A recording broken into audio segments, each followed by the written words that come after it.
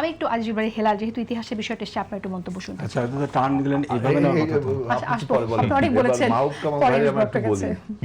আওয়ামী লীগ 49 সালে জন্মগ্রহণ করার পরে আপনার নজিব ভাই কিন্তু বলছে 52 পরে হইছে, আমি কিন্তু তখন এটা খেয়াল করিনি। 52 তো ভাষা আন্দোলন 48 থেকে না, শুরু উনি হয়েছে। বলছেন যে আওয়ামী লীগের জন্ম ভাষা আন্দোলনের পরে, অ্যাকচুয়ালি তা না। না, ভাষা আন্দোলন শুরু হয়েছে হ্যাঁ? 48 থেকে। ভাষা আন্দোলন শুরু না না, হয়েছে ভাষা যেটাকে আমরা ধরি সমাপ্তি হয়েছে 52 সালে, আওয়ামী লীগ 52 তৈরি হলো। আমরা- আচ্ছা, আমার টাইম চলে যাবে, বলতে একটু পারবো হ্যাঁ। না। বলেন।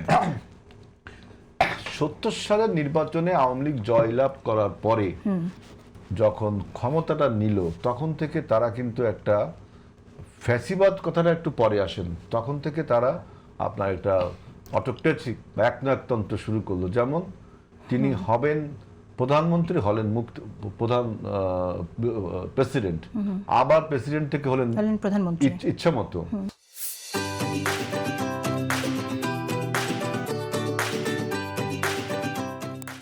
তারপরে সব দলকে বন্ধ করে দেন, এবং বাংলাদেশের প্রথম নির্বাচন যে ম্যানিপুলেট করা যায় এই বাঙালি জাতি জানতো না, এই বাংলাদেশিরা জানতো না কিভাবে নির্বাচনে চুরি বাটপারি করতে। এটা প্রথম শিক্ষা দিচ্ছে আওয়ামী লীগ 73 সালের নির্বাচনে।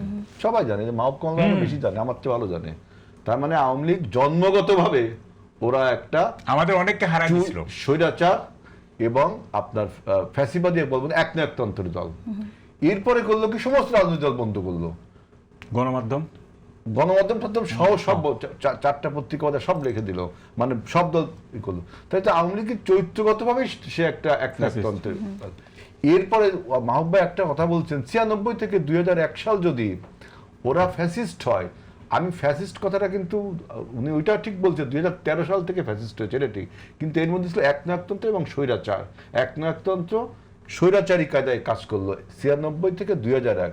91 থেকে 96 বিএনপির যে আপনার রেজিম, এই রেজিমটা যদি আপনি সামনে রাখেন, আর 96 থেকে 2001 আওয়ামী লীগের রেজিমটাকে সামনে কম্পারেটিভ আলোচনা করেন, তখন দেখবেন যে কিভাবে মানুষকে গুম খুন 96 সালে খুন করা হয়েছিল।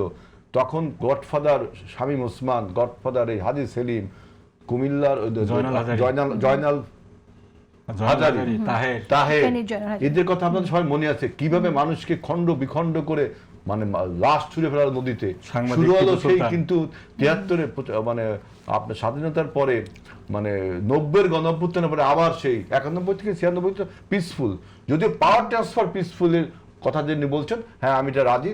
তখন কিছু আপনার ওই যে সেই মেটিকুলাস ডিজাইন, আপনারা শব্দ ব্যবহার করেন না, ওই 96 সালে ওটা বলতে গেলে 96 সালে পাওয়ার ট্রান্সফারের সময় আপনার একটা মিলিটারির ভিতরে, একটা বাইরের ভিতরে একটা মেটিকুলাস ডিজাইন হয়েছিল, এটা আমি স্বীকার করছি। আমাদের বিরুদ্ধে এগুলো হয়, এই মেটিকুলাস ডিজাইনগুলো আমাদের বিরুদ্ধেই হয়। আর 96 সালের থেকে 96 সালেও কিন্তু পাওয়ার ট্রান্সফারের আপনার সমস্যা হতে পারতো। আমরা কিন্তু নির্বাচন কমিশন এবং প্রধান নির্বাচন কমিশনের এবং কার জন্য পদত্যাগ দাবি করেছিলাম, কিন্তু পরে আমরা পিসফুল করেছি, যেহেতু নির্বাচনটা প্রয়োজন ছিল, আওয়ামী লীগ এখানে খেলতে পারে। একটু বলবো, চরিত্রগতভাবে আওয়ামী লীগ একনায়কতন্ত্র,